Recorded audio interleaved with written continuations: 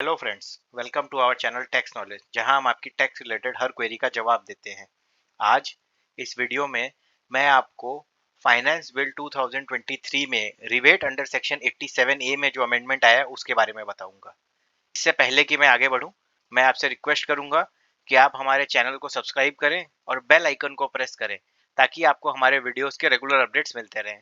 तो दोस्तों, 87 ए रिबेट होता क्या है, ये मैंने ऑलरेडी अपने पिछले वीडियो में आपको बताया था, जिससे कि आपको ये चीज क्लियर हो गई थी। लेकिन फिर भी मैं आपको बताना चाहता हूँ कि 87 ए का जो रिबेट है वो आपको ओल्ड रेजिम जो है उसमें 5 लाख की इनकम तक मिलता है, और न्यू रेजिम 2.0 जो कि फाइनेंस बिल 2023 में लाया गया है उसमें ये रिबेट को 7 लाख की इनकम तक एक्सटेंड कर दिया गया है। यहाँ पर आपको ये जानना बहुत ज़रूरी है कि रिबेट अंडर 87 ए होता क्या है। आपने बहुत बार बहुत लोगों से ये चीज़ सुना होगा या आपने न्यूज़ में भी देखा होगा कि ये हल्ला किया गया है कि 7 लाख की इनकम तक कोई टैक्स नहीं लगेगा, 7 लाख की इनकम तक कोई टैक्स नहीं लगेगा। तो यहाँ मैं आपको बता दूं कि ये एकदम फॉल्सली प्रोजेक्ट किया जा रहा है। आपकी अगर इनकम 7 लाख तक की भी है तो भी आपको टैक्स देना पड़ सकता है।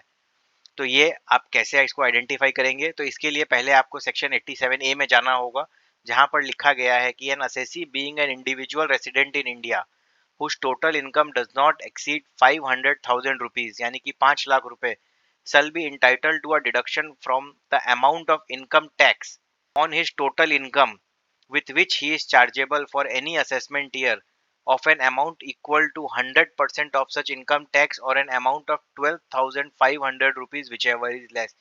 यानी कि अगर आप पुराने रेजिम में हैं और आपकी टोटल इनकम 5 लाख रुपए तक है तो आपको 5 लाख रुपए तक का टैक्स या 12,500 रुपए जो भी कम होगा वो आपको देना पड़ेगा।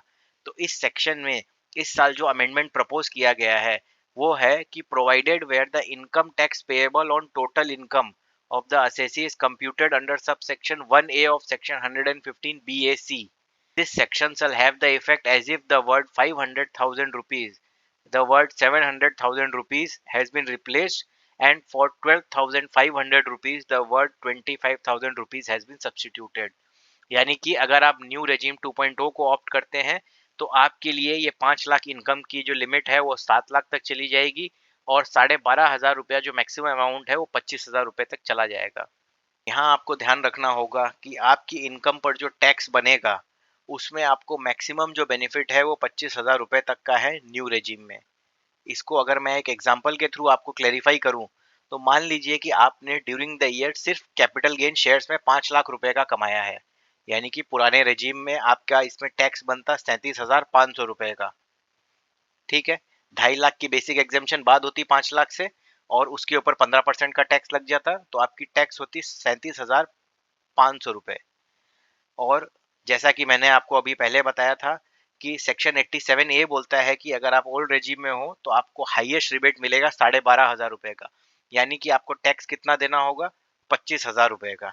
37,500 माइनस 12,500 यानी कि 5 लाख की इनकम कमाने के बाद भी आपको टैक्स देना पड़ रहा है।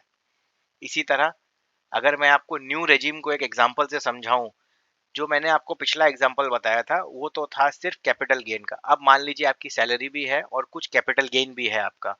तो मान लीजिए आपकी सैलरी है 5,50,000 रुपए की, शॉर्ट टर्म कैपिटल गेन है आपका 2 लाख का, और आपकी टोटल इनकम होती है 7.5 लाख रुपए। यहाँ आपको 50,000 का सैलरी में रिबेट मिलता है, तो रिबेट को बाद देने के बाद आपकी टोटल इनकम हो जाती है 5 लाख रुपए। तो नए स्लैब के हिसाब से आपकी टोटल इनकम पे टैक्स कितना होगा?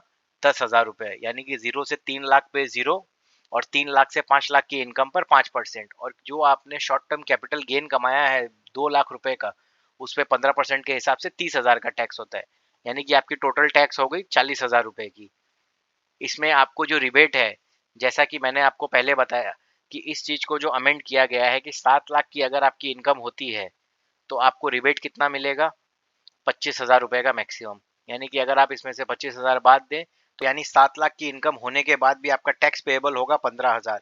यहाँ ऊपर जो 7.5 लाख की इनकम मैंने दिखाई है इसमें मैंने 50,000 का स्टैंडर्ड डिडक्शन माइनस नहीं किया है, ताकि ये एग्जाम्पल आपको क्लियर रहे। की टोटल इनकम बिफोर सैलरी का 50,000 का स्टैंडर्ड डिडक्शन है 5.5 लाख की, शॉर्ट टर्म कैपिटल गेन है 2.5 लाख का, तो आपकी टोटल इनकम हो गई 7.5 लाख रुपए।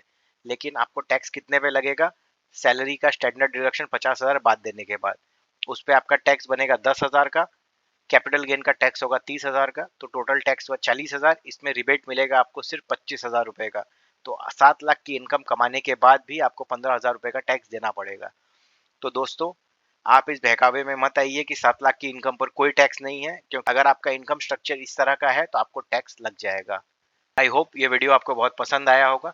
इसी तरह के और वीडियोस के लिए आप हमारे चैनल को सब्सक्राइब कर सकते हैं। Thank you friends.